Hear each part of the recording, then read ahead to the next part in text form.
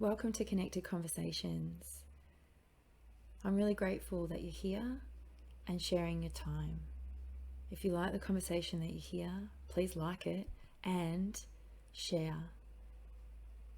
I'm Emma from Unique Phoenix. I'm a soul coach, energy healer, well-being guide, and an unapologetic, curious soul. Connected Conversations is here to bring love, healing, and connection to our everyday lives through open and authentic conversations. Every single conversation, I'm privileged to interview women and men in our communities that are here being their authentic selves, sharing their unique talents with the world around them. I'm going to let them introduce themselves, and then we can get to know them and what they offer much better. My name's Natalie West, and I'm a clinical psychotherapist who also uses nutrition to help people with their mental and physical health. I've been in this space now for over 15 years and also now just stepping into studying nutritional psychiatry as well. So expanding the awareness around, excuse me, what you eat and how that affects your mental health, as long as the psychological components of our self-image. Hi, and welcome to Connected Conversations to bring healing, love, and connection to our everyday lives through open and authentic conversations. And I'm pretty pumped to have my guest on today, which is Natalie West, who is beyond amazing, clinical psychotherapist, hypnotherapist, nutritionist, and so much more. And we've just heard about the study that she's leaning into now, which is amazing. Natalie is absolutely incredibly passionate about physical well-being, and she's about mental, just as much as she is about mental well-being. So look, Nat is not only a highly regarded colleague of mine, but also a wonderful friend that I am absolutely privileged to know. So thank you so much for sharing your beautiful time and energy with me today. Awesome. I'm pretty excited about the conversation because I know it can go anywhere, which I love. But I do want to start with career progression for you. Like, I want to understand, because you've been doing this for 15 years, like the reality is, how do you get into that in the first place? Like, what leads you into that? I know, right? It's a really interesting, kind of topic, because it's like, how do you find those, pathways? And it was really, and, as you know, Em, and I know, and most people will understand what I'm about to say, but your passion and your purpose finds you generally when you're not really looking. Yeah. Sometimes it smacks you in the back of the head. It does. And sometimes we ignore them and we're like, oh, that feels really uncomfortable. No, I'm just going to go over here and stay in familiarity. But for me, I come from a 20-year corporate background before I stepped into, the psychotherapy and hypnotherapy modeling. But if I think about my career in corporate, I always was very fascinated about how people's minds worked, right? So very interested about how people said yes, how they said no. If I was going to talk to, signing a deal, I'd be like, well, okay, why did that person say yes over no? So that was just, for me, fascinating. And watching people's body language was another thing that I really, really loved. So 20 years into that, and I kind of really understood, what I wanted to do something different, but I really didn't understand what I wanted to do. Yeah. So I kind of started, looking, okay, well, I'll have a child. So, at that time I was thinking of 33, and I thought, I'll have my son. We did that. And then still I wasn't satisfied with going back to work 9 to 5 and working for anybody else anymore. And I just was like, okay. So I started down the psychology pathway first, started into that. And it just didn't align with me. There was just something missing from it. And I'd always had this innate understanding that, our gut is literally our brain. It's another version of our brain, right?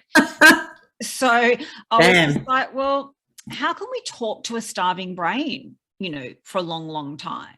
We just can't. And for me, there was always seems to be a bit of a missing gap. So I pulled out of that. And then I ended up just going to what I would say is in inverted commas, random seminar, which was never random. And I met a clinical psychotherapist there, and I was just watching what he was talking about, and immediately, like you just said, I got smacked up the back of the head with a bunch of energy, and I'm like, whoa, that's it. That is it. Then secondly, he started talking about psychiatric nutrition and orthomolecular medicine from a gut-brain axis point. And I'm like, whoa, okay, what does that mean? Had a conversation with him, and he just said, you know, if you wanted to kind of go down that pathway, you just can't look at the mind or the brain in one set component. Yeah, you must connect all the axes together, especially with mental health, because, you know, even 15 years ago, I was kind of like a floating ship on my own. You know, when people would come to see me, and I'd be like, okay, so tell me what you eat. And I'd be like, what? Why are you asking me that? Nah, I mean, even today, come on. Like, I'm just going to say this. If you're listening and watching and you're hearing that question that says, what do you mean, what do I eat? Then start reading labels is all I want. And this is how I really did it for myself. I started picking up the labels and looking up, like actually typing in what it was.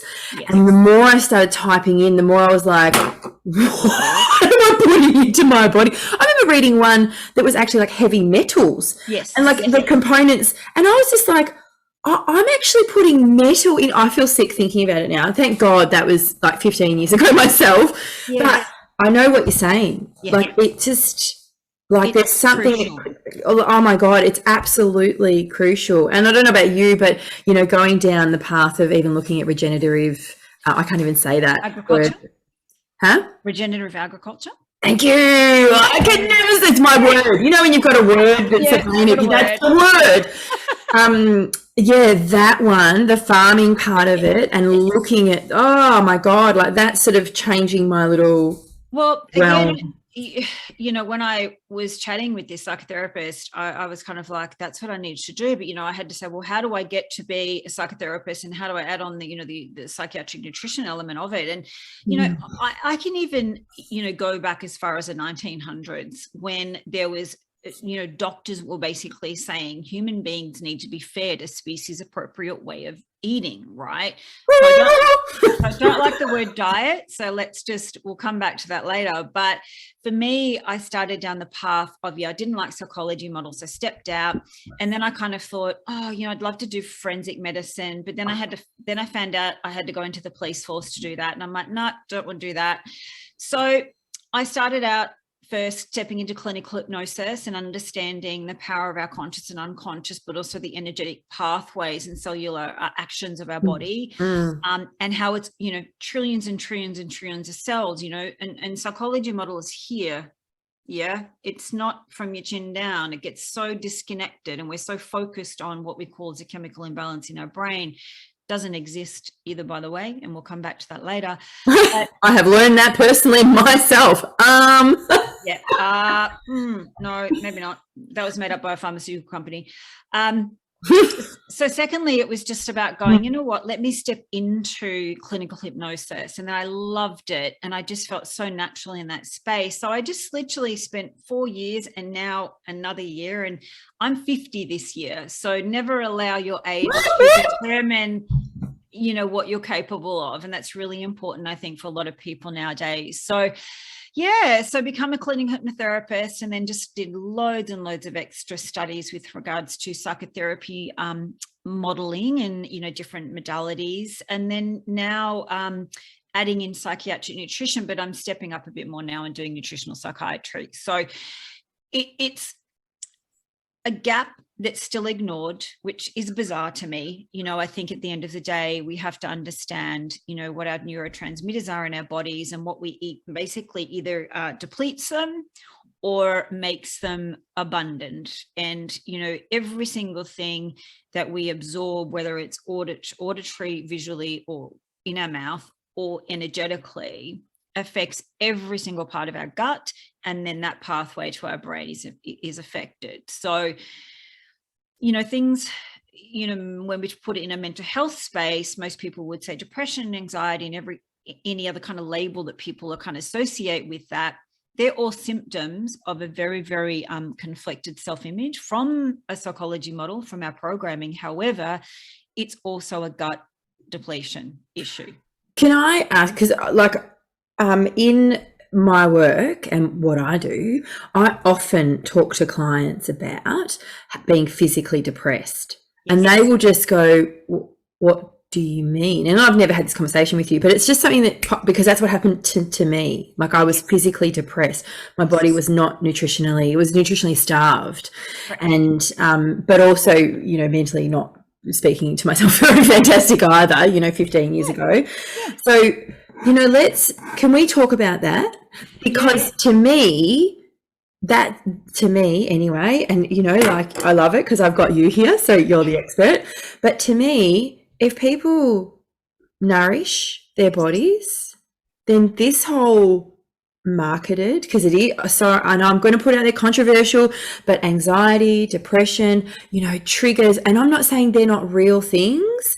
However, they're marketing like it is like they're having a great time, companies, with this marketing ploy for people, you know, like, oh, let's work on the triggers. Hang on a minute. Like, well, some of these may not be triggers. They may be your body is under nutrition, like it's undernourished. Yes, starved. And so therefore you will experience physical depression, which of course your brain is under oxygenated, can't even function, it's tired, it's like woo. Absolutely. But let's help everyone understand that a little bit more, because I like to put it in that, to me it's a very simple term and it's almost layman, but it helps my clients align with, oh, it's not just about what's going on up here. No, and you know, I always say to people, at the end of your fingertips, you have a lot of power. Okay. So whenever it comes to choosing chaos over calm, especially when it comes to nutrition, you know, if we look at the world right now, every single human being, unless they're aware of what malnutrition is, and you know, you kind of look at our society and think, well, how can we be malnourished? Every single person is malnourished if they shop in the middle aisles of the supermarkets. And you know, the thing is I'm sorry, you just said the middle aisles. I'm like, what are they? You're correct. I don't know. What do you mean? I might visit them a couple of times for little bits, but I don't. Yeah. No. Well, it's a twofold process. So, you know, whenever someone told, okay, you have anxiety, depression, it's like, okay, great. So what we need to understand is that a self-image, conflicted self-image. So I'll go back in relation to how we get there from our programming. So if everyone thinks about their head as a video camera, right, between the ages 0 to 7, this is what we call phase 1 pre-cognitive commitment. Okay. Yep. So we don't have the analytical ability to filter anything out. So literally your head is a video camera. You see, hear, mouth, absorb, energetically absorb everything that's in authority to you, whether or not you want it or not. Your belief structures, your value systems about you develop in that pathway, right?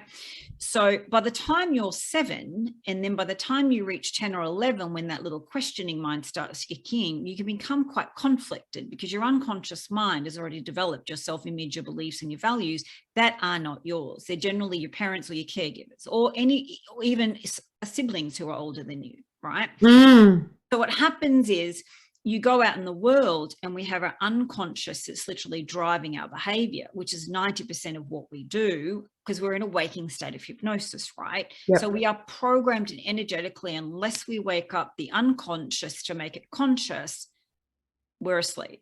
We absorb and we are asleep. So it's the same thing when you watch the TV. I always say to people, just turn the TV off, people. Don't watch the TV, because the thing is too, is when you absorb ads for food, there's an automatic trigger response there that goes into, if you have eaten really, really badly and that makes you feel really, really bad, but you haven't actually connected the dots, it's creating a dopamine hit reaction, and then you want more of it.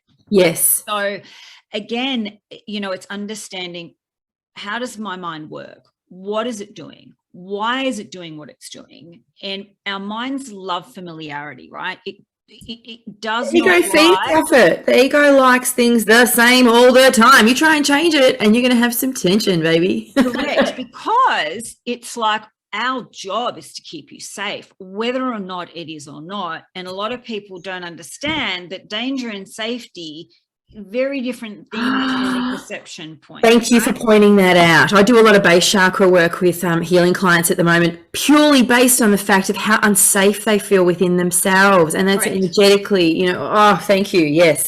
Correct. So you've got kind of, sometimes people may feel like there's two versions of themselves, like a positive part that'll pop up sometimes, but very small, bit whispery, like, oh, I can do this, I can do this. But then the other one that we actually have programmed most of our lives is the negative one. So again, most human beings are not programmed to validate internally, honor internally, and self-love internally. Everything is externalized. Yep. So no wonder we're in self-image conflict, because when things turn up on the outside and they're not being validated for us, we need to validate ourselves, but we have to learn how to do that, which is really, really generally quite uncomfortable for people, because love is externalized, relationships are externalized, but hold on, how do we have a relationship with ourselves? Yeah. And that's, yeah. We deal with this every day. Like, we're having these conversations every day. Oh, okay. Then I want to go into, because, you know, I'm really noticing a theme coming through, and, you know, we've spoken about this before, but I really I know deeply it's important that we keep having these conversations. Yes. So you're talking about self-image. Let's just say that is a marketing ploy, because actually, like, if we take out the marketing and actually love people and live from the soul and compassionate and, you know, feed into people, feed into ourselves, then self-image is actually something from the fashion industry, and it really doesn't, it's not a human thing, actually. It's an external component that's given to us. I know there's a small part of it, but self-image is the marketing part. You also talked about the word diet.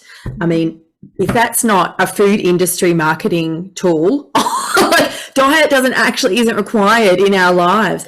No. And there was something else. I mean, even now, mental health and well-being almost are beginning to be like little catch phrases.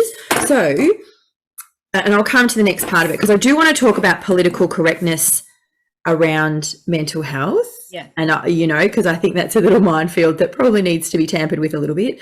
But tell me about that, because you would have a really deep understanding about just the manipulation that's gone into what's presented to us as diet, well-being, self-image. Exactly. So I'll touch on the self-image thing too. So, you know, with the world of social media, unconsciously within our minds, we've been programmed, as I said earlier, in that 0 to 7. So our self-image is developed by 7. Okay. So we have an unconscious image of us positively and negatively, but the negative one will always win out. So what happens is, energetically, when you operate from a space of negativity and or really lack of self-love, when you see things externally on social media in relation to self-image, normally that is focused on body and how we look. Right. So nothing deeper than that. It's quite superficial. Right. So whenever someone is externalizing and looking and scrolling and they're like, wow, I don't look like that. So what happens is that keeps you in that negative frame. And that actually then supports the familiarity of your negative self-image. So we've got to basically allow one foot in and one foot out in unfamiliarity and back into familiarity. So the mind doesn't kind of jump back in too quickly to change the data. So if we think about when you have incoming data, like in your own head and the way you speak about yourself, and also too, sometimes when I hear people say, you know, I'm having arguments in my head, or I'm hearing, you know, voices, I'm like, well, they're not yours, actually, if you stop and think about them. They were put there generally by people in authority to you, but also too, they can be those small whispers of yourself in relation to how you look, how you feel, and you're not good enough. And then that links back into, well, I need to go on a diet, because diet mentality has always been associated with losing weight and punishing your body through calorie restriction. You know, it's just, they don't work. And I'm sure everyone's probably heard that 5,000 million times. However, if you shift from understanding as a species, as a human species, we need to eat a species appropriate way of eating. Okay. So in that, what does that mean? Well, when you eat a species appropriate way of life, guess what happens? You literally nourish your brain and your gut and every single cell in your body. Then what happens is your mood starts to shift, and the positive part, because you feel good in your body, your thought processes start to lessen. And the amount of DMs I get from people, I use a protocol with people in my work. It's like, it's either got to be low carb, keto, or pretty much on a keto carnivore way of eating, because we are inherently driven to eat animal-based nutrition. Yep. We must. Can we just talk about milk for a second though? Because I do want to say, like, I get what you're saying, but to me, there's some products in there that are animal-based. I don't necessarily think are good for inflammation purposes in our body. So can we? Because I want to hear your take on it. So for me, and milk, and having lots of that. I'm not saying not to have it in your diet, but when there's an overload of it. Can we talk about that? Well, I would go from, say, processed milk to raw milk. Yes. Again, it depends on each person's gut health. So, if you've been eating high processed, high sugar, trans fat foods most of your life, your gut's going to be destroyed. So it's no wonder that your brain doesn't work properly, right? Or your mood and your thoughts aren't working. Yes. So raw milk, again, it's always been vilified as, you get food poisoning from it. It's just like, no, it's very low pasteurized. I grew up on it. Same. I grew up in a farm, and I'm like, can I have the cow milk? Straight off the cow. Full of cream, full of fat, full of nutrients for our brain. Yeah. So look, I'm not personally a fan of milk in the supermarkets or anything like that, because there really is no nutrients in it. But you know what? Would I recommend that over something like an almond milk or an oat milk? 100%. They are the most inflammatory things you can put in your bodies, because they contain nothing but sugar and seed oils. Toxic. Get off them. Again, full fat cream. I'm a massive, fan of double cream. It's like 52% fat. And also, too, I want to make people aware, fat doesn't make you fat. Sugar makes you fat. And so do carbohydrates. Yes. Yeah. So diet, again, if we come back to that, is a punishing process, because, again, it's attached to your self-image. I've got to go on a diet. But the other thing is, a lot of people will use diets to get into shape for an event or a wedding, or I've got to get into a size, 8 bikini when I go on a holiday. I'm like, whoa, back up. But that also, hang on, that feeds back into self-image. It's like this little loop. So I've got to look a particular way to go to this event so I can look rather than just showing up as you are and loving the shit out of whatever. And if you don't, have a look at what's happening on the inside. What are you feeding yourself? Mind, body, soul. Correct. But that's like a massive loop, isn't it? Well, that's why people just stay on diets 20, 30 years of their life, because it's like, hold on. And, I always say to people, okay, let's just move the physical thing around from dieting for a sec. So what I want you to look at is putting your mental health first in connection to what your body needs to make the right neurotransmitters for your actual mental health to work. Now, guess what's going to happen with your body?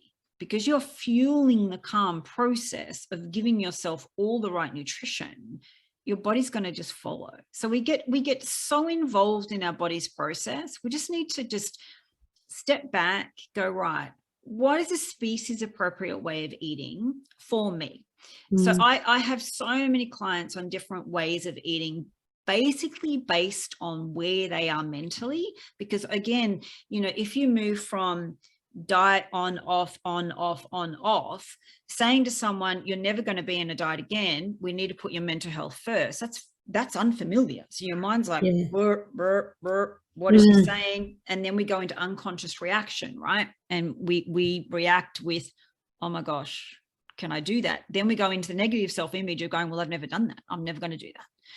So the connection between mood and food, you know, is so bizarre to me that we're still not connecting that together. From, you know, and I know that, you know, there's some people in the US that I follow, hence why I've moved into the nutritional psychiatry space, is because the power of using ketones in your body and actually being fat adapted is literally what your brain prefers than glucose or sugar.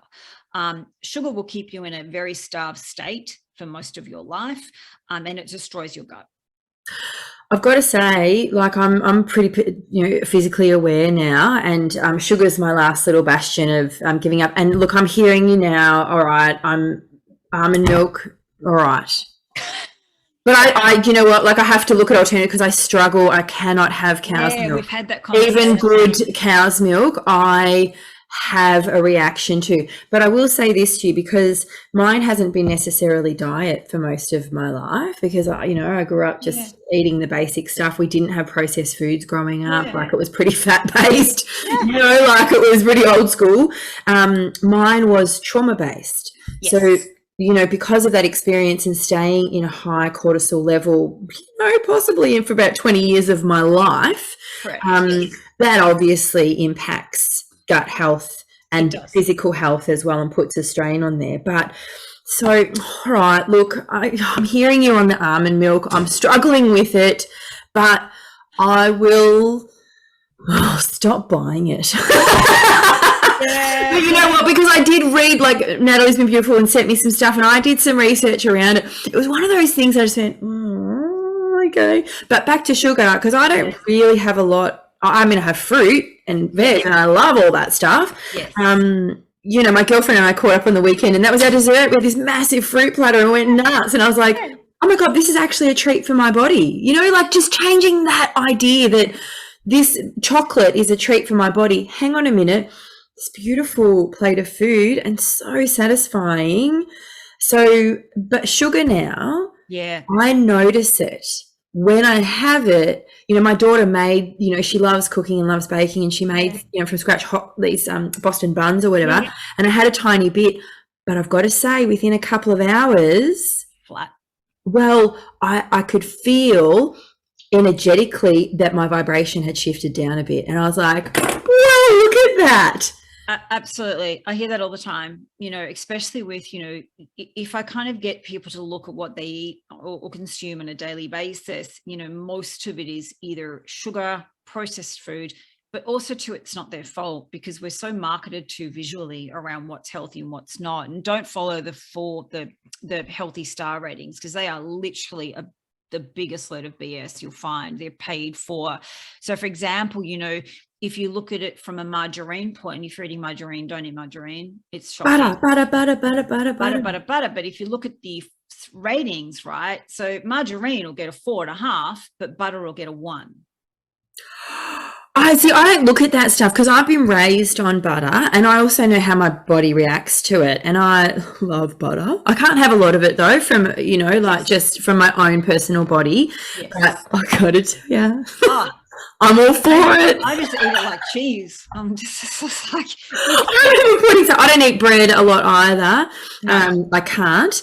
And so every now and again, like, if I get a really good, I'll lather it. Like, it's dripping off, and I can't even help myself. But I also know that if you're going to eat a carb, you can correct me if I'm wrong here, but understanding other research that I've done, if you're going to eat a carb, you need to have a protein with it.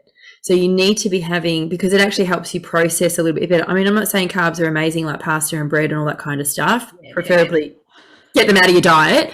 However, if they're in there, or if you're going to consume them, I did a little workshop one day, and she was like, have protein with it, and heavy amounts of protein, because it helps your body actually process that a little bit better. And I was like, really, again, it comes back to the, you know, the health of one's gut. So for example, like gluten, you know, is one of the worst things you can eat. So a lot of people will say, well, I've had my test and I'm not celiac, but I'm like, yeah, but it's actually not even about that, because the gluten, again, at the end of the day, there's no nutritional value in it at all. I know it tastes great, and I know sourdough and bread and pasta and stuff tastes great. However, they aren't nutritionally valued. And secondly, what happens is when you eat them, if you have an issue with your gut and it's been there long term. So if I get people to think about like a jumper that's been knitted, right? So you've got the really tight junctions of your gut. So what happens is over long periods of time with sugar and processed foods and seed oils,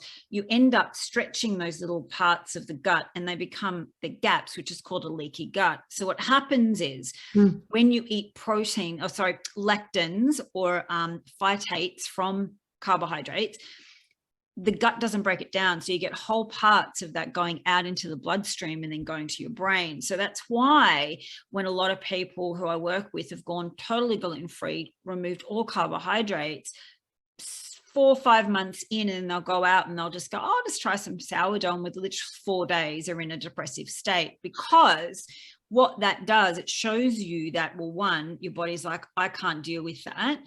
And it shows you the power of something that simple, what it does to your mood and what it's doing to your brain.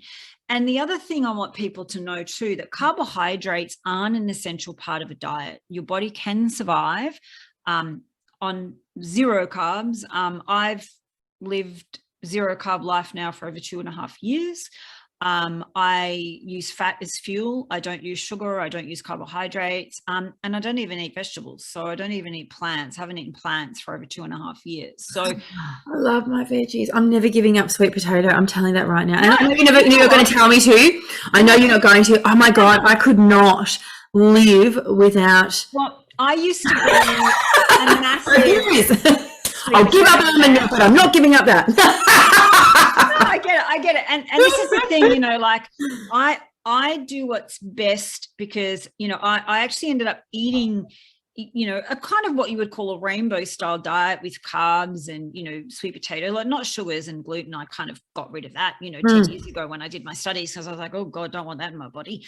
But again, for me, that ended up giving me insulin resistance. So at the cause of most autoimmune diseases and also some mental health challenges is insulin resistance, because we've eaten so much sugar and our pancreas is releasing so much insulin up and down, up and down, up and down, up and down.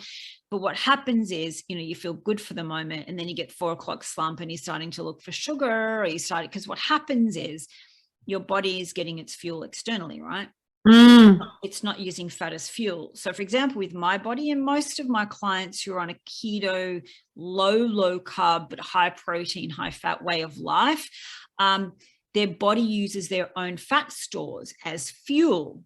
Now, what that does, it makes your brain like a massive light. It just goes bing. Yes, I can attest to that, because I've been gluten-free and dairy-free. And mind you, when I have pockets of it, I notice that I have a slump. And recently I've discovered through that process, I don't actually need as much sleep. So I was sleeping like 8 hours. And over the past even few weeks, I've gone down to anywhere 5, 6, 7 tops. If I have 7 a couple of nights in a row, I'm actually tired during the day.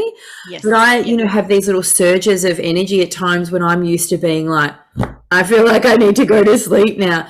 But now I'm much more awake. So look, I 100% from my own personal experience, the less gluten I have in my diet, the absolute better I am. And okay, almond milk, I'm going to maybe drink black coffee. I don't know what I'm going to do. Black coffee is you know what, you get used to it. But the other thing is, thanks for your help. Thanks for the help. We'll go out and I'll introduce you to black coffee. But the other power of being in that state is just constant, you know, beautiful moods, like you going up and down all the time, right? So, you know, and I'm just thinking of 2 people now that DM'd me. They've started kind of in a low keto. Even one's just jumped into carnivore pretty quickly. And within 4 weeks, she messaged me and she said, I can't tell you how skeptical I was in the beginning. She said, but my depression and anxiety has disappeared. She said she's had it for 15 years. And all she did was basically, we worked together from a self-image point, but also the gut point. You can't talk to a starving brain. It's impossible. Yeah, look, that was my beginning of my journey, was recognizing that there was something happening within my body that was creating what was going on in my brain. Yes. So, you know, I did take myself, I know I've grown up with natural therapies, but, you know, I fully, and I always like to make this point as many times as I possibly can in a public realm. If we're talking at health, we need in our base medical format for everyone, free and access free, people like you. We need bone therapists, kinesiologists, we need nutritionists, we need naturopaths, we need Chinese herbalists, we need herbologists. We need all of that access so that a person can walk in and isn't just getting a pharmaceutical approach to health, because you're not, I mean, you know, you're coming from a mind, body, soul perspective, which allows people to create real health. And that's from my own personal experience. And I've done it with clients as well. I don't do a nutritional thing with them, but I absolutely, my clients, when they come into a session, they have to have water. Absolutely. Like if I'm drinking anything else, I'm like, no, we have to have water. And when they are having weeks, and I'm like, well, let's have a look at what you're eating. And all I say is just non-processed, no sugar, prepare your meals and drink water. And also on the water, you know, really make sure that, you know, you can get access to non-fluoridated and chlorinated water, because that really affects your pineal gland and your melatonin production.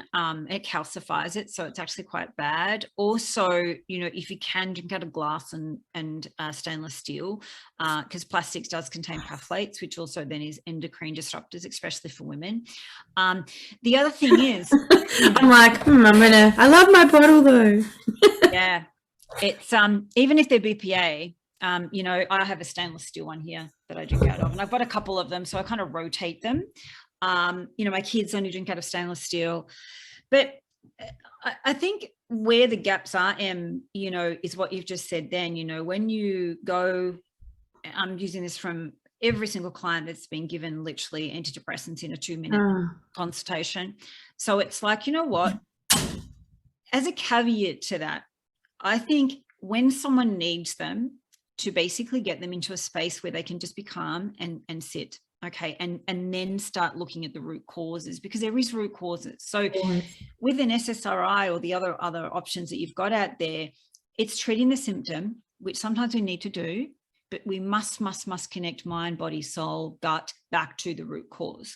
So once you get the root cause, and again, eating well and understanding what sometimes you need to unlearn and relearn of what you believe is healthy.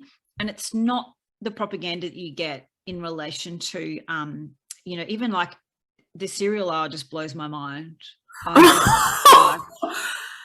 Honestly, I don't understand how.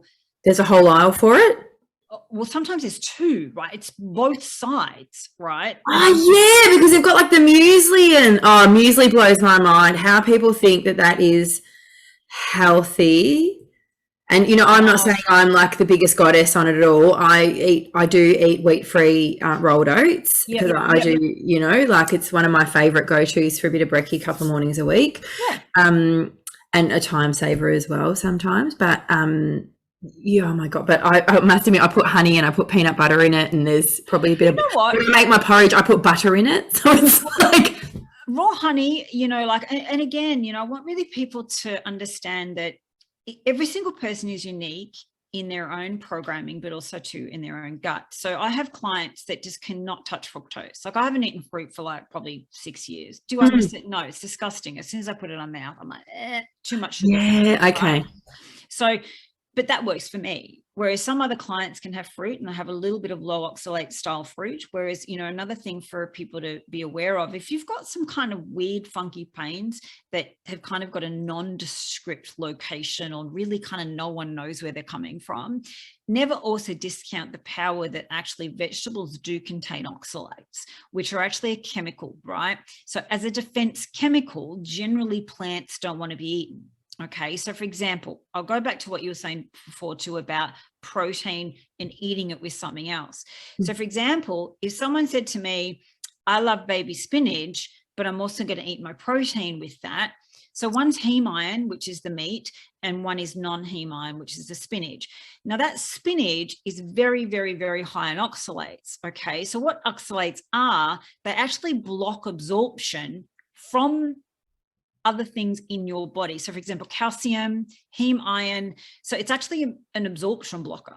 So it's kind of sometimes can create cognitive dissonance in people when it's like, hold on, someone can flourish without vegetables, and you can have a small amount of vegetables and someone can be okay. But then if someone adds in something like a kale and all of a sudden they have gut ache, or they have a headache, or they have funky, weird pains, no one attests it generally to the vegetables, because again, we've been programmed to believe that vegetables are a key part of a human diet. They're actually not. So, however, working with people's individual needs. So for example, some will say, you know what, I can actually eat capsicum, cucumber, and I feel okay. But the minute that I add in something else like potato, I feel sick or I feel nauseous. I'm like, take it out, because it's telling you, even though it's a vegetable, you actually don't need them.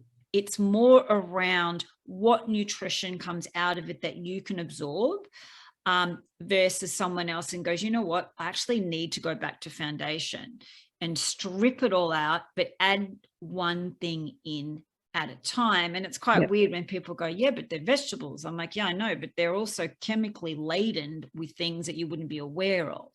And I'll go back to regenerative agriculture as well, and also crop agriculture. So in the soil that they're grown in, the soil is so depleted of anything, like it's just full of chemicals, it's full of runoff. So your vegetables are grown generally in not great soil. So yes, they're not going to have a high deal of absorbable nutrients. So remember, we've got to talk about what can the body access and use immediately versus, full base protein versus plant-based protein, right? So your body will assimilate animal-based protein quicker and far better and use all of it, whereas it'll search and hunt for the plant and go, well, that's really, I can't use that. And then if someone gets funky pains, that's an oxalate issue. I love that. And, I've really learned recently about that. Even if it's grown organically, fruit and veg, if they're over toiling, they're actually depleting the microbiome. And so therefore it hasn't got the nutrient base. But so even if it's grown in a beautiful environment, once it is picked, it loses 30% minimum of its nutrients. Correct. So then once it gets to you, you're probably looking at about a 40%, 50% what nutrients you can absorb from that fruit and veg. So I must admit, over the past year, I've really looked at my protein and what I'm eating, where it's coming from, really good sources of it. So my plate looks a lot different. I mean, every now and again, I do love vegetarian and I do love a bit of all that. And I do love tofu. I'm not going to lie. Right? I love it. Got to find good quality. But so my diet is a mix. And for me, if I eat spinach, it's like I've been given a little bit of speed. Yes, and that's the thing. People don't associate it with vegetables, right? Yeah, so I can't have a lot of it all the time, but when I do, it's a great little energy boost, and it's not like a sugar high, but I can tell my body goes, thanks, like it loves. But thanks for that, and then we don't need to have that for quite a few days. Correct. So, but also I've learned if I put mine in pesto with kale, that's a perfect place for me because it's like a spread. Okay, right. So having it in a concentrated is beautiful, and it's like having a little bit of butter on my toast. Do you know what I mean? Like body reacts well. But if I ate a whole bunch of kale, it like my body just doesn't get it. Or if I have it in shakes, or if I have it in. Well, that's the thing too. It's anyone that always comes from a space, and I'll always say, we're going to always put your mental health first and what you're operating at, right? So we need to match the nutrition based on where that person's at. So again, if it's, even just understanding, what that cereal every morning you're eating is then going to do for you for the next 2 to 3 hours and what that's depleting out. So for example, the two key things, for your mood is tryptophan and serotonin. And a lot of people actually don't understand that up to 90% of your serotonin is actually made in your digestive tract. So it's not actually in your brain. And that's why I kind of always find it quite funny when people are told, oh, you have a chemical imbalance in your brain. And I'm like, did they do a test for that? No, we can't. What test they did? So yeah, that's where I came to with physical depression, because the more I got into this, the more I was like, wait a minute, that's found here, so therefore I've got a gut issue, not a brain issue. No, because the signals obviously, go either way. But for example, serotonin is that beautiful stabilizing mood. And that's why with antidepressants, it's trying to manipulate and get the serotonin uptake, right? But it's like, hold on, but if you're doing that, but you're still fueling your gut with sugar and processed foods, how is it going to make serotonin? It's actually going to deplete the serotonin. But secondly, you need tryptophan as a precursor to make the serotonin. So for example, where do you find tryptophan? You find it in red meat. And the other most powerful thing about red meat, which I love, not by accident, it has the 9 perfect amino acids that your body needs to produce those neurotransmitters. And it's quite interesting. Also, it has so many minerals in it. And that's the thing, it's because people say to me, how are you not dead? Because I don't eat vegetables. I'm like, no, because I get all my nutrients from an animal-based way of eating, but I also get all my nutrients from fat, right? And I'm like, well, my bloods don't lie.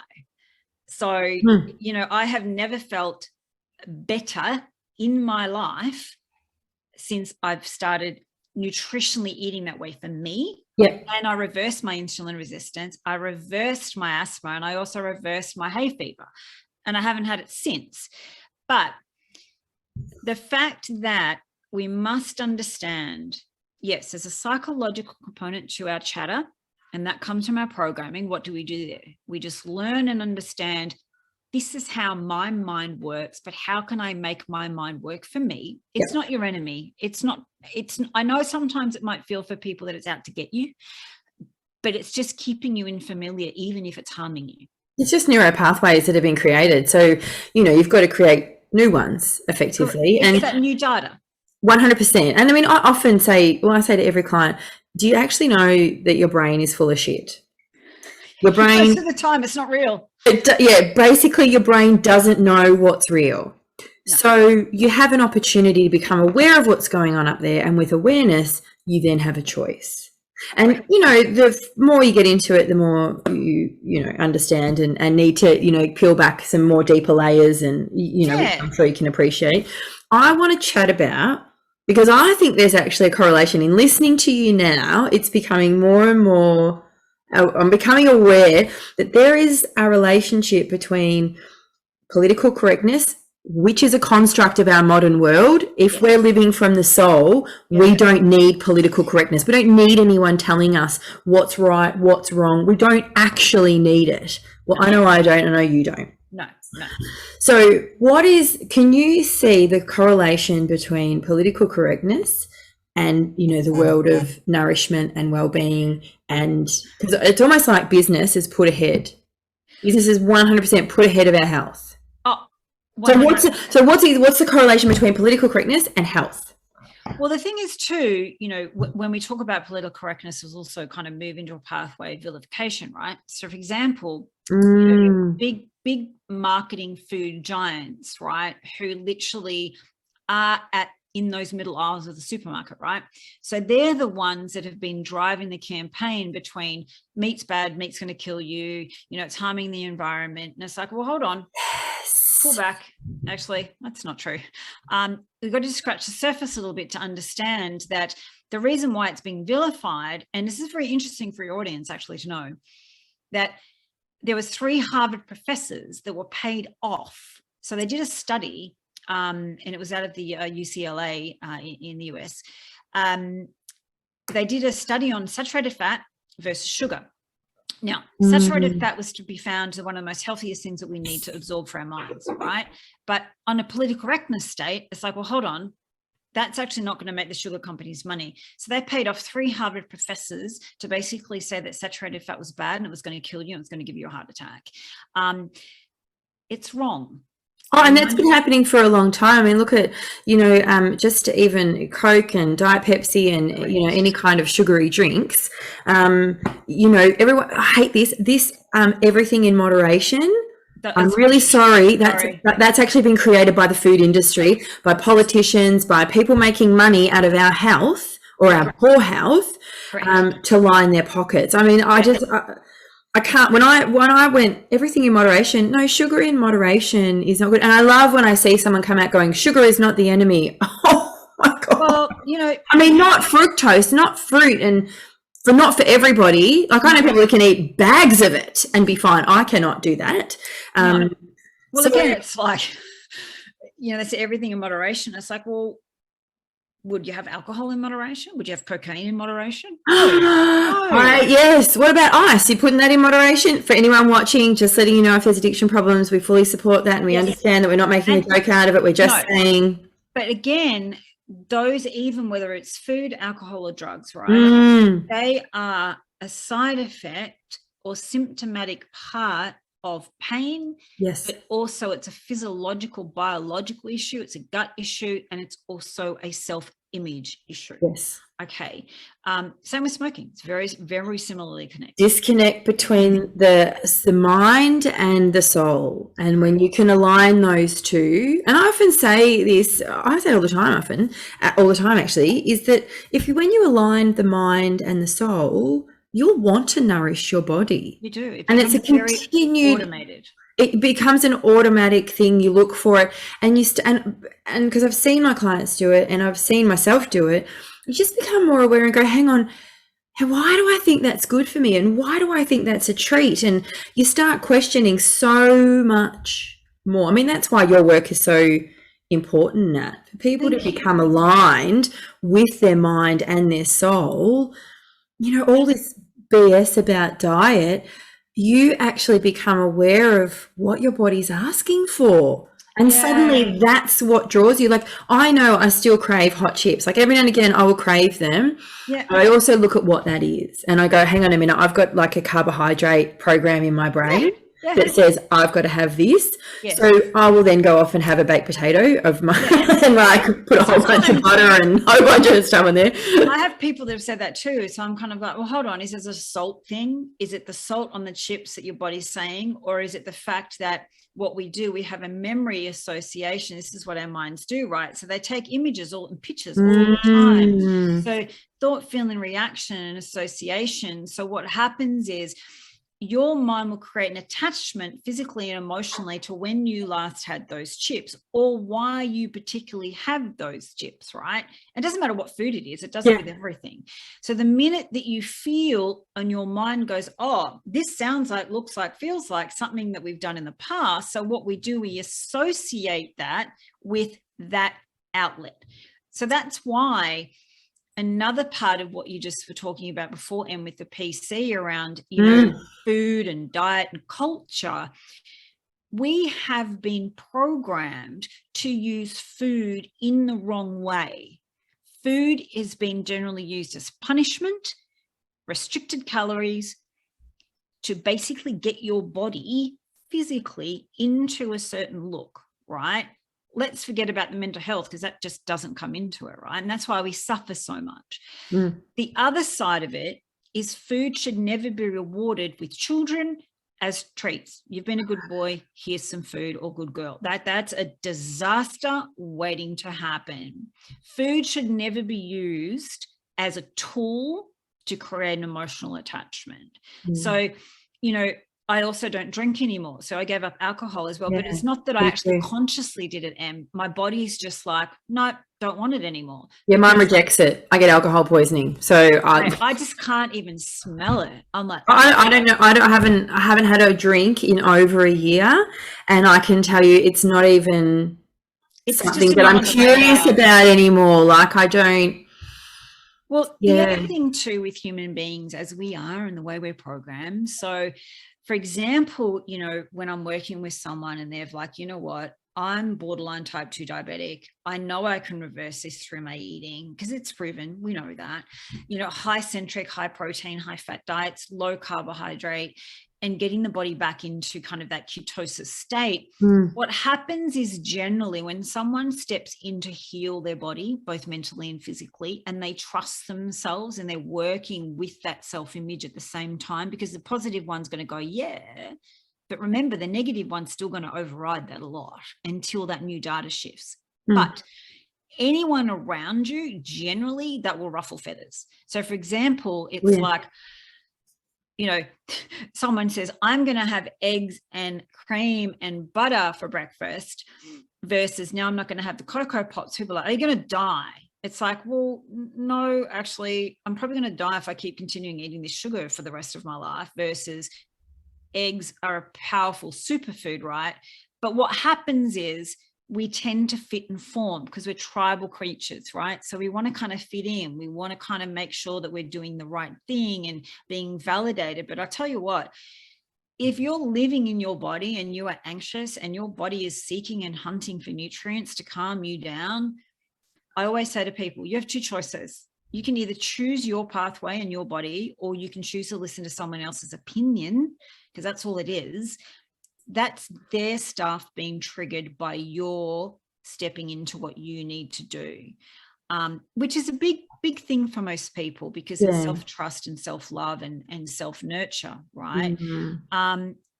So and we're taught that, and we're really taught that that's quite selfish. It is, because you know, like, I mean, if we're even just, and not that I want to stay there, but even we're, you know, it's almost like this mob mentality around what's good for what I've got to do, what's good for everybody, and you know, like, I think you and I would be. I'm almost like a foreign entity with parenting because my kids will want certain things, and I'm like, well, I won't poison you with that. Certain things, and I'm just like, oh, why would I feed you that? It's poison. So why would I even put that into my son's favorite meal is steak, and he likes rice with it. So, you know, I'm just like, okay, he gets his little you know, he eats his steak for snack at least once a day, and I'm like, absolutely, I'm all, you know, whatever you want to do. Like, so parenting, can we, there's a couple of things I want to talk about because I want to talk about, actually, I wonder if we can join this together. Critical thinking and parenting. Well, can we first define critical thinking? Well, again, it depends on someone's perception and their lens to the world. Okay. Yeah. So again, it's going to come from their own unconscious of what that is for them and how that serves them. However, leading the way with children in relation to nutrition, it always starts with mum and dad, right? So that's just where it starts. But again, we use food as treats, and it's like, well, we're not dogs. Yeah, we don't use treats for kids. We don't train them. We don't. We need to nourish them. And if you look at a very young child, generally, if you stick a bit of steak when they're, you know, able to eat with their teeth, if you stick broccoli in front of them or steak, they'll instinctively generally go to the steak. Watch them, and then they'll put the broccoli in their mouth and I used to do it with chicken, like my kids slice up chicken, and they would always eat their meat first. Correct. So unfortunately, as a society, we've been programmed to force children to eat vegetables first over protein. And I always say to people, no, that needs to be switched around because protein is satiating. And this is the other issue. What's satiating? Sorry, can you please define that? Because I don't know what that means. So I want to. The satiating basically means that it literally keeps that the insulin stable. and it keeps you fuller for longer, and it's more self-serving in relation to fueling your gut and your brain connection. So the more satiated you feel, so for example, you know, if you eat steak or whatever meat you love, and I always say to people, you can never overeat protein, because if you eat it until you're satiated and your brain registers, I've had enough now, you'll stop. You can't, you just literally can't force any more in, right? So this is the other thing. It's getting your body into a state of being fully satiated. Protein is the only thing that does that for a long, long period of time. It doesn't seek and hunt sugar, because it's like, I've got the fat, I've got the protein. Then the minute that you actually then need a signal, your brain and your actual connections between what real hunger is and what malnourishment is feels very different. So you don't go seeking, hunting, and your body's like, oh, I need sugar, right? You give it protein, it'll switch off immediately. And it's the same for kids, you know, like if I give my daughter in the morning, like she has scrambled eggs with, you know, double cream in them before she goes to school. And, you know, she'll come home sometimes and say, oh, I wasn't hungry at snack, or I just ate a little bit of my lunch because I was still full. So her body was still full. It was still fully nutrient dense, because she didn't need to eat anything else. But because we don't fuel our bodies with the right things, we're always hungry. We're always searching for food, but we think we're hungry, but it's actually our body going, I need nutrients. What are you giving me? Yes. Oh, I can't even own personal experience. The more I've become aware of what I'm putting into my body, the less I crave things. Yes. But I crave things like, I feel like a burger, you know, and like I do everything homemade. I very rarely get takeaway because I don't know what's in it. But I must admit it's hilarious. Like, and I, you know, I've got a great butcher, and I go up and he does these massive bits of beef, and it's such good quality. And it's just so funny. And I sit there thinking, that's what I'm craving. Or, you know, like I'll literally have a thought around, oh, I really feel like chicken. Well, you know what? Or a fish or a tuna or whatever it is. But yeah. Well, and what that also does, you know, once you get rid of all the rubbish, right, and you strip back to what I always say is a species appropriate way of eating. So if I give you kind of an example of what that means, right, we are a species, as is a lion, right? So inherently we are carnivores. We're not. So, for example, with a cow has 4 stomachs, because they can actually break down all that cellulose out of the grass. Yeah.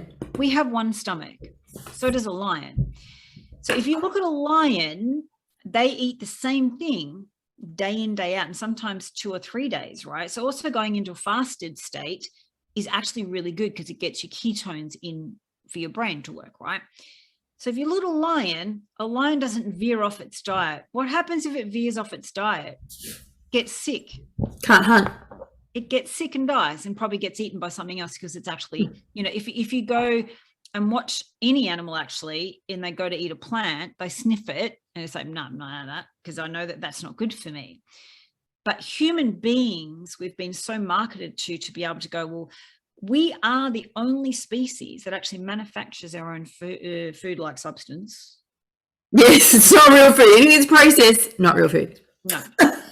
If you go back to a lion, say, connected in, okay, what I'm going to do, putting my mental health and physical health first as a priority, is to prioritize protein and fat. Okay. That in itself is enough for you to start understanding the power that it has. However, if you are wanting more information on that, you've got to make sure that you're not adding in toast or white bread. It's so, look, because I must admit, I'm going through the process now of grieving and moving bread out of my diet completely. And so I do want to say to people, when you're making changes, and you know, give yourself permission for a space of time. Yeah, look, because you can't, I mean, look, some people can just drop into, I've got girlfriends that can just, change, and that's what they do now. But you've got to allow the kindness and the compassion of self to say, it's okay if I have that old habit, because I'm still understanding whether, I mean, it's only a year for me, or just over a year, and I'm just understanding now what the psychological connection is Yes. for that craving and where it's coming from. So is there a time frame around, you know, when you change your diet, when you change how you nourish yourself, Yes. to awareness and being able to pick up on cues about what your body needs? Like, is there? Yeah, there is. And Okay. and I think there's also, you know, the level of, again, edifying yourself and understanding, hold on, I've always come from a space of using food as punishment or filling a void of emotion. Yeah, numbing, yep. So we've got to go, okay, this is a new thing for me. So my mind is, or my brain is, this is unfamiliar. So the minute that we get a craving, what I generally help people with is go, okay, is it a real craving, as in a mineral deficiency, because your body's still trying to catch up? So when we eat highly processed foods and sugar, that also depletes out minerals, right? So the minute your body kind of needs some time to absorb. Now, I'll say craving in relation to physical is if you go to the fridge and I say to you, I want you to have some boiled eggs on hand, or I want you to have some pork belly on hand. If you look at that and you eat it and you're satiated within 2 or 3 minutes, you know it's a physiological, biological, mineral thing. Right? Now, if you look at that and go, I don't want that, because your body will only eat when it needs nutrition. But we're so lost in that signal, they're just eating all the time. Then it's about going, hold on, what imagery is being created in that craving? So I teach people to actually go, there's 2 pathways going on here. Yeah. It's a habit. It's the same data, but what does the craving look like, sound like, feel like? Oh, I love that. Look like, sound like, feel like. Because you know what you're saying, and I have those moments. If I've cooked, I often slow cook, you know, my little slow cooker, and just have meat in the fridge, right? And I'll often go in there and grab a fork and just grab out a big chunk and just, and then walk away and go, and now I'm good. You know, like it's really, or a chicken or whatever it is. Yeah. But you're so right, that preparation for stuff. And look, I know fresh is better for meat, and but if you don't have access to that, like I freeze, so I have little packs sitting in my freezer that I can take out and go, okay, that's the protein for today, and I do it fun because he's got his little pieces of, you know, steak that he can have over the week. So, can I just ask you, what are the biggest myths about diet? That you need to eat a rainbow. Everything in moderation. Fuck off. For people that can't see this and are just listening on a podcast, I totally gave the double finger. I can't even hide that. No. So every time I hear that, I get like a twitchy eye and head. I'm like, no, let's think about this. Yeah. Smoking cigarettes in moderation. Well, you know, nicotine was told, you know, back in the 1960s that it wasn't addictive, right? So, well, that was by, what was his name, Bernays? Oh, there's actually 4 of them actually. But he started in America. He was the one that mass marketed, and anyone can look at how this is Sigmund Freud's nephew. He figured out how to mass market. I mean, what a surprise that is to women in America, because there was no women in America where it was like they just didn't smoke, right? No. So then he goes out and figures out how to mass market to women, making it cool for them.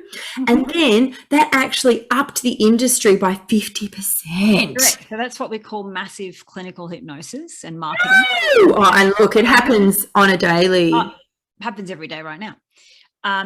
So again, the myths are, am I eating a species appropriate way for my mental health and my physical health? Great. Yep. So if we go back to, again, the propaganda and, you know, the thing of the vilification of meat and saturated fat, like I know colleagues of mine who are doctors, you know, they've eaten a very carnivorous diet for, you know, 15, 20 plus years, right? And is that unusual? No, because your body is 75%, 80% water. Secondly, it's fat driven and it's protein. That's what we're made up of, right? So the myths around the fact that you need to eat breakfast, lunch, and dinner, that is a myth. That is absolutely a marketing ploy from Mr. Kellogg back when he decided that cornflakes were great to stop boys from masturbating. Don't know if you know that story. I knew there was something that sat behind him. I didn't know that was the... Yes, that's basically where it came from. So all of the, I guess, the propaganda behind, the plant-based industry, the Kellogg's industry, the cereal industries are all based in religious ideology. Yeah. So when we've got to go, well, hold on, I don't want those people in my body, right? Yeah. What do I need to do to help myself be nourished? And it is unlearning a lot, Em. Like, a lot of it is going, oh my God, if I'm eating Wheat Bix for breakfast with, full cream almond milk, or not even that, sorry, almond milk or oat milk, that's bad. Like it's toxic to your gut. It's just sugar and it's empty. So there is a lot of relearning. And again, if you are satiated with protein, you will only eat when you're hungry, right? So a species only eats when they're hungry. But if they're not being fueled properly, you'll always be hungry. I've been there. Yeah. Yeah. Oh, I love that. I eat one or twice, sometimes once a day, sometimes twice a day. I don't think about food. And, I've worked with a lot of people who've had kind of, borderline disordered eating, and have gone from, vegetarian to veganism, and then got very, very, very sick mentally.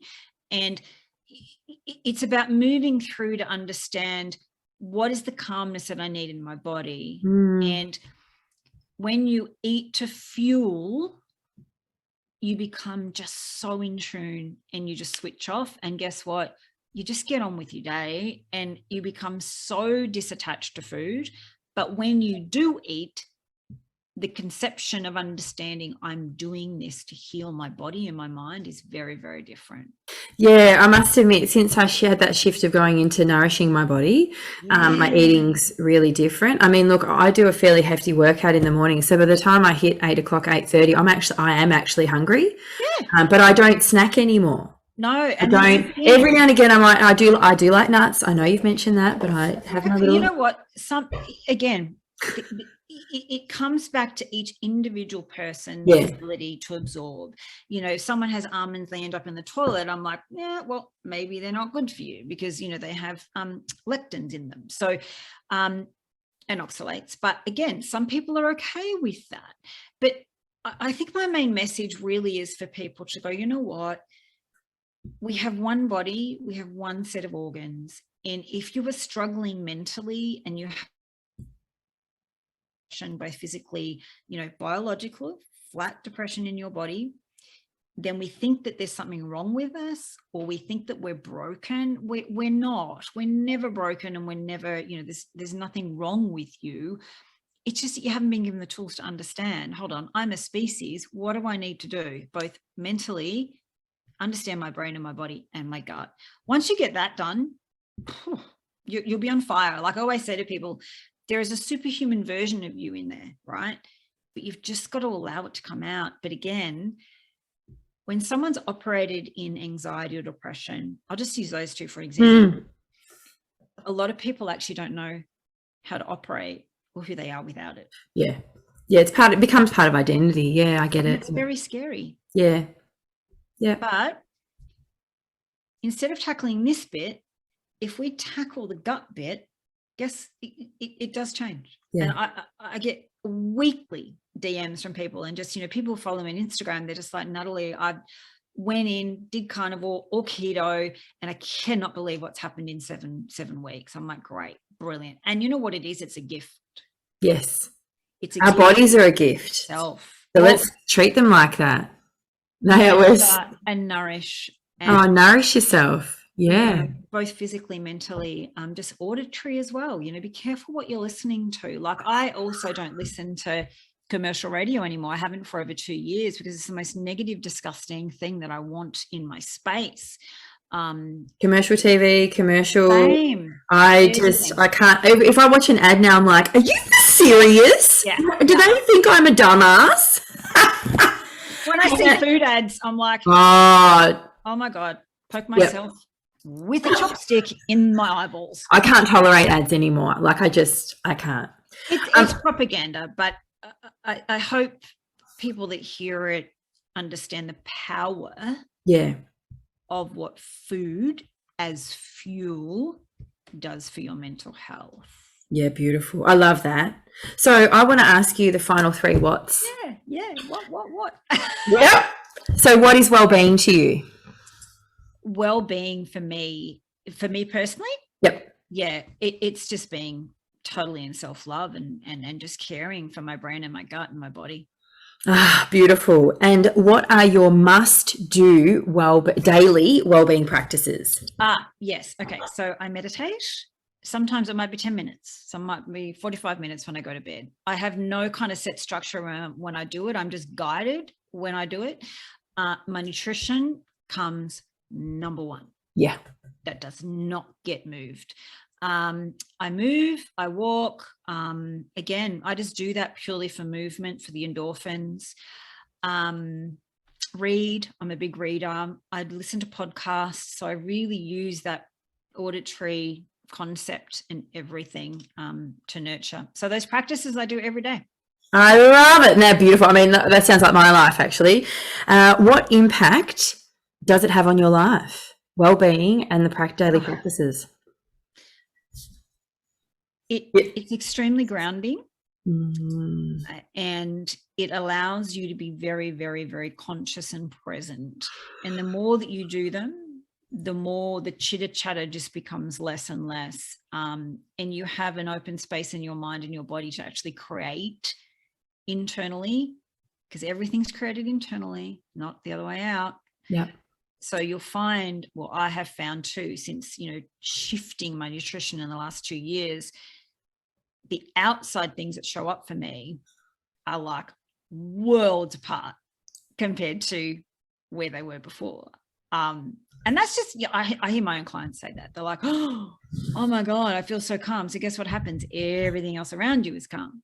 Yes. Well, what you're seeking is seeking you. And if you're seeking calm and you bring it into your life, then it... Absolutely. Oh, I love that. It just makes me happy. I'm just so happy and grounded, and just being able to walk my talk effectively. Yeah. As you know, we are in this space and we live this space, and it's important for people to know we do these things and this is how we live, to be able to help other people. Yeah, 100%. I love that. That's beautiful. This has been amazing. Far beyond. I love it. Every time I get to the end, I'm like, had a whole bunch of questions, all answered, and then some as well. You'll keep watching a little bit and you'll see a little frame and that shows how you can connect with Natalie for the work that she does, and absolutely amazing work. So I highly recommend getting in contact with her to get your mind, body nourished so that you can live a soul-filled life. Yeah. Thank you so much for sharing your amazing and beautiful time with me. Always gorgeous to be connected to you, always. I know, it's amazing. And thanks for your time watching and listening today, and we'll see you next time. Bye for now. Thanks, everyone. To connect with Natalie, please head to www.nataliewest.com. To connect with me, head to emmamuir.com. Enjoy your day and thanks for sharing your time.